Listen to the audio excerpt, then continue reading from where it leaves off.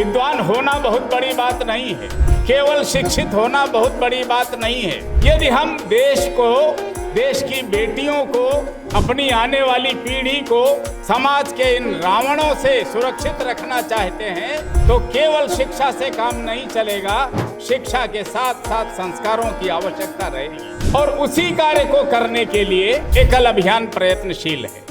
विजयादशमी के पश्चात नवरात्रि का संपूर्ण साधना काल पूर्ण करके घर में विश्राम करने के बजाय रविवार की शाम छोड़कर इस सभागार में उपस्थित सभी देश प्रेमी भाइयों बहनों माताओं को मेरी ओर से सादर प्रणाम।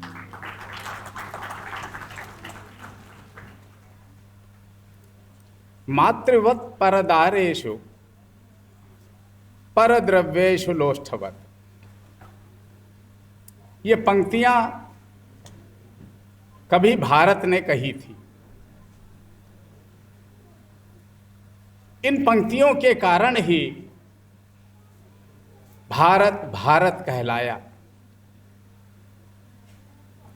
एक नारी के कारण, या ये कहें कि एक नारी की प्रतिष्ठा की रक्षा के कारण रामायण रची गई और एक नारी की प्रतिष्ठा के कारण ही महाभारत जैसा महाविनाशकारी युद्ध संपन्न हुआ।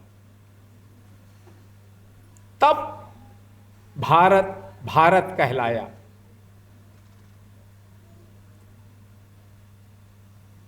सामान्य से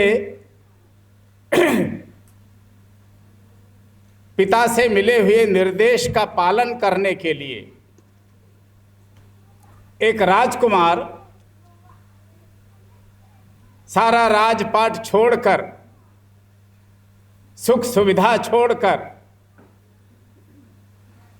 जंगल जंगल भटकने के लिए तत्पर हो गया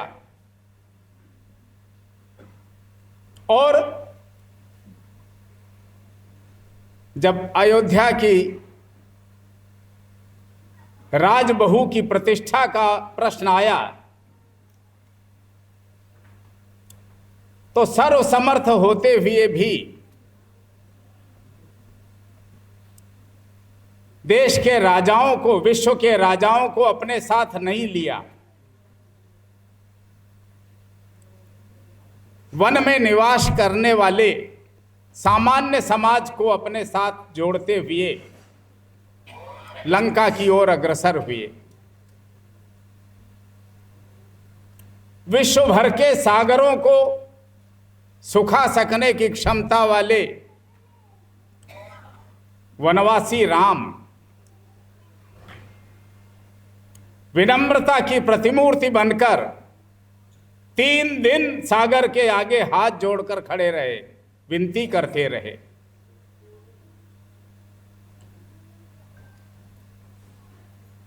सब जानते थे कि ये चाहते तो चुटकी में लंका को मसल सकते थे, किंतु नहीं किया। मर्यादा को धारण किया और जन सहयोग के द्वारा लंका पर विजय प्राप्त की। उद्देश्य केवल एक था, भारत की एक बेटी की लाज सुरक्षित रहनी चाहिए, केवल एक उद्देश्य। इतने के पीछे एक देश को, देश की राजधानी को जला डाला। कहने का आशय, कुछ भी करना पड़ेगा तो करेंगे। देवी द्रौपदी का सार्वजनिक रूप से जैसा अपमान हुआ, उस अपमान का प्रतिकार करने के उद्देश्य से ही महाभारत जैसा महाविनाशकारी युद्ध का नेतृत्व भगवान को करना पड़ा।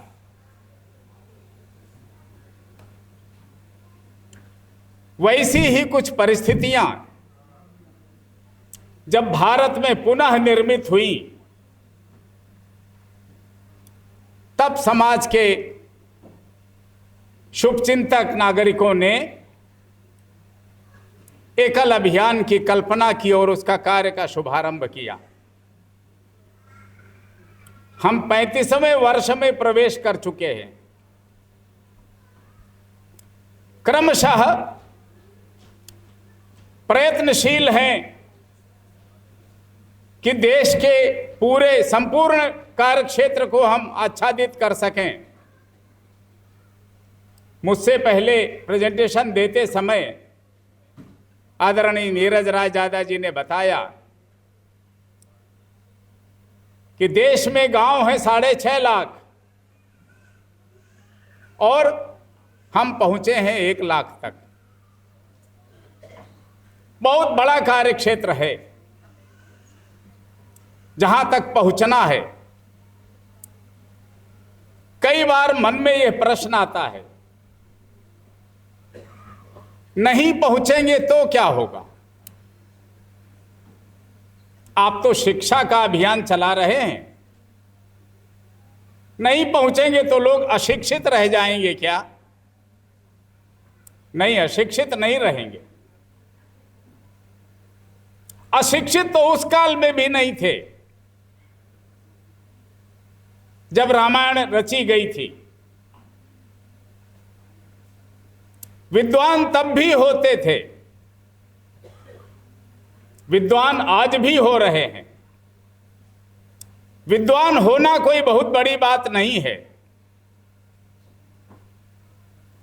क्योंकि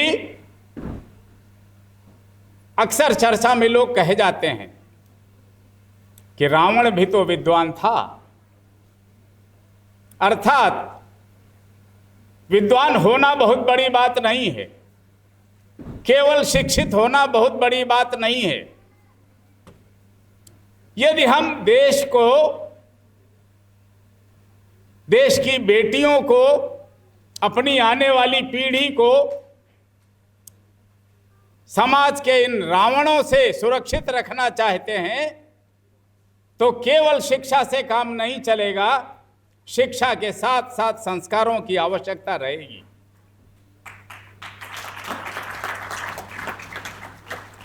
और उसी कार्य को करने के लिए एकल अभियान प्रयत्नशील है।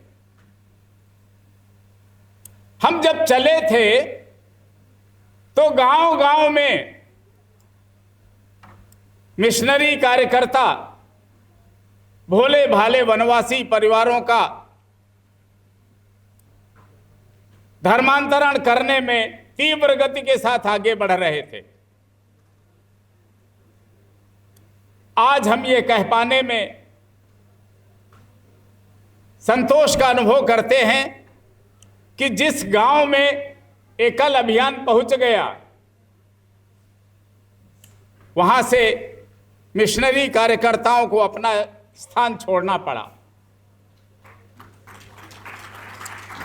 कई बार हमारे ऊपर यह आरोप भी आता है, आप धर्मांतरण रोकने के लिए काम करते हैं क्या? नहीं, हम धर्मांतरण से हमारा कुछ लेना देना नहीं। तो फिर ऐसा कैसे हुआ? हम केवल समाज को शिक्षित और जागरूक करने का प्रयत्न करते हैं। हम समाज को डूज एंड डोंट्स के बारे में जानकारी देते हैं। उसके आगे का काम, उसके आगे की भूमिका समाज निभाता है, जिसके परिणाम स्वरूप ये दृश्य देखने को मिल रहे हैं। 4 वर्ष पहले कश्मीर घाटी के कार्यकर्ताओं का एक सम्मेलन जम्मू के नेहरू युवा केंद्र में संपन्न हो रहा था और तत्कालीन मिनिस्टर यूथ अफेयर्स उस कार्यक्रम का उद्घाटन करने के लिए पधारे हुए थे। मन में उनके शंका थी कि हिंदुत्व की विचारधारा से प्रेरित यह संगठन मुस्लिम समाज के कार्यकर्ताओं से कैसे काम लेता होगा, क्योंकि सामने कश्मीर घाटी के सब मुस्लिम युवक युवतियां कार्यकर्ता के रूप में उपस्थित थे। अनेक तरह के प्रश्न पूछते पूछते जब सब प्रकार से उनको संतुष्टि हो गई तो अंत में हास परिहास के भाव से एक प्रश्न उन्होंने ऑडियंस के बीच में उछाल दिया। वो प्रश्न था, अच्छा ये बताओ तुम्हारे गांव में पत्थरबाज कितने होते हैं? आप कल्पना करिए कि इसका प्रतिकार कैसा रहा होगा। उस सामने बैठी समूह में से सबसे कम उम्र की हमारी आचार्या इतने जोश के साथ खड़ी हुई कि मंत्री महोदय के साथ जो कमांडो थे उनकी उंगली और हाथ और उनकी बंदूक की नली तीनों सीधी हो गई, अलर्ट हो गई। ये वो कालखंड था जब कभी भी किसी भी जगह आतंकवादी घटनाएं घटित होती थी। सुरक्षा कर्मियों को लग गया अब कुछ अनिष्ट होने वाला है। ये यहां भी है, यहां जो बैठे हैं ये समुदाय भी वैसा ही है। अगर इसी के बीच में एक मुस्लिम नौजवान अभी दहाड़ के खड़ा हो जाए, आधे लोग सिमट जाएंगे सीटों के नीचे कि कुछ गड़बड़ तो हो ही जाएगा। ये हमारी धारणा बन चुकी। तो उन कमांडोज की भी वही धारणा थी। एक मुस्लिम युवती बिफर के खड़ी हुई है, ऐसा न हो मिनिस्टर के ऊपर हमला कर दे। उसने अपना नकाब पीछे फेंका और उसने जो शब्द प्रयोग किए थे वो प्रयोग करने का मैं प्रयास करता हूं। उसका अभ्यास नहीं है इसलिए वैसा ही बोल पाऊंगा, आवश्यक नहीं है। उसने कहा, ला हौल विला कुव्वत। जनाब, आपने ऐसा बेहुदा सवाल पूछने की हिमाकत कैसे की? आपको मालूम होना चाहिए कि जिस गांव में एकल पहुंच जाता है उसमें पत्थरबाज पैदा होने बंद हो जाते हैं। ये अक्षरशः यही उत्तर था उस मुस्लिम युवती का जो एकल अभियान के अंतर्गत एक गांव के एकल विद्यालय में आचार्य का दायित्व निर्वहन कर रही। और तत्काल प्रत्युत्पन्न मति से यह उत्तर निकला था, उसको रटाया पढ़ाया नहीं गया था। प्रेजेंटेशन जैसा स्वरूप नहीं था कि तैयारी करके उसको बुलाया गया। अचानक प्रश्न आया और अचानक उत्तर निकल आया। आज की जो स्थिति है उस स्थिति में देश पुनः विभाजन के कगार पर खड़ा है। टुकड़े टुकड़े में बटा हुआ है पूरा समाज। हम सब अपनी अपनी जाति को लेकर जागरूक होने का प्रयत्न कर रहे हैं और वो अपने धर्म को लेकर संगठित होने का प्रयत्न कर रहे हैं।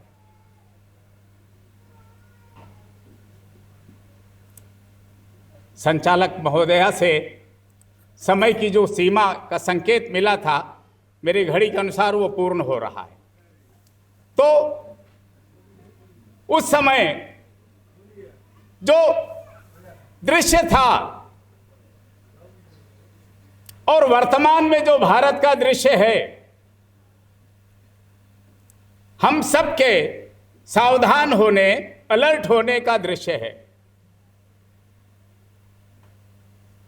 हमको हमारे सरकारी नेताओं ने, सरकारी इसलिए कह रहा हूं कि वो जब वहां पहुंचते तभी गड़बड़ शुरू करते हैं, हमको कैसे कैसे दिशा देकर दिशा भ्रमित कर दिया। सन 74-75 के आसपास एक स्लोगन हमको दिया गया था, हम दो हमारे दो। यहां बैठे हुए लगभग सब लोगों के हिसाब से इस स्लोगन में न तो कुछ आपत्तिजनक है और न ही कुछ आश्चर्यजनक है, किंतु हमारे समाज की पूरी फिलॉसफी बदल गई। हमारे परिवार के सदस्यों की कल्पना जो होती थी, परिवार अर्थात माता पिता, यदि जीवित हैं तो बाबा दादी, और हम स्वयं, हम पति पत्नी और हमारी संतानें। बाबा दादी, माता पिता, बेटा बहू और संतानें। और इस एक स्लोगन के माध्यम से हमारे देश की प्रिय सरकार ने हमको क्या दिशा दे डाली? हम दो हमारे दो, बाबा दादी माता पिता दोनों फैमिली से आउट। कुछ दिन अभ्यास कराया गया, आज सच्चाई सामने है। सब छोटे छोटे न्यूक्लियर फैमिलीज बन गई। अब जो नागरिक बड़ी संख्या में, सब नहीं मैं कहता हूं, बड़ी संख्या में जो जीवित रह रहे हैं, जिनके जीवन का जो अपना मिशन बनाया हुआ उन्होंने, पूरी आर्थिक योजना जो बनाई है, उसके अंतर्गत 4 ही सदस्य हैं, पति पत्नी बेटा बेटी, बस। हम सिमटते जा रहे और उन्होंने उस समय भी आज भी इस सरकारी स्लोगन को महत्व नहीं दिया। आज भी उनका वही पुराना स्लोगन है, हम 5 हमारे 25। लोग प्रश्न करते हैं 5 कैसे? हम बोलते थे हम 2 हमारे 2, उनके यहां पहले ही हम 5, 1 + 4, हम 5 हमारे 25। और वो अक्षरशः पालन करते चले आ रहे हैं इस धारणा का, इस स्लोगन का। तो अधिक समय न लेते हुए मैं आप सबसे एक निवेदन करना चाहूंगा। एकल अभियान जिस कार्य में लगा हुआ है, आज देश को जैसे विचार की आवश्यकता है, उसमें कुल मिलाकर एक ही विचार उपयोगी है, वो है देश के लिए जीना सीखें। हम सब अपनी अपनी फैमिली के लिए जीने के अभ्यस्त हो चुके हैं। अब आवश्यकता है देश के लिए जीने की। देश के लिए जीना अर्थात क्या करना? तो अपने देश की भाषा से प्रेम करना हमने छोड़ दिया। अपने देश की वेशभूषा से प्रेम करना, गर्व करना। अपने देश की परंपराओं से प्रेम करना, फिर चाहे वो बर्थडे हो, चाहे मैरिज एनिवर्सरी हो, सब समय अपने देश की परंपराओं से प्रेम करना। अपने देश के उत्पाद से प्रेम करना, हमारे देश की कंपनियों द्वारा बनाए हुए प्रोडक्ट से प्रेम करना। क्यों करना ये सब?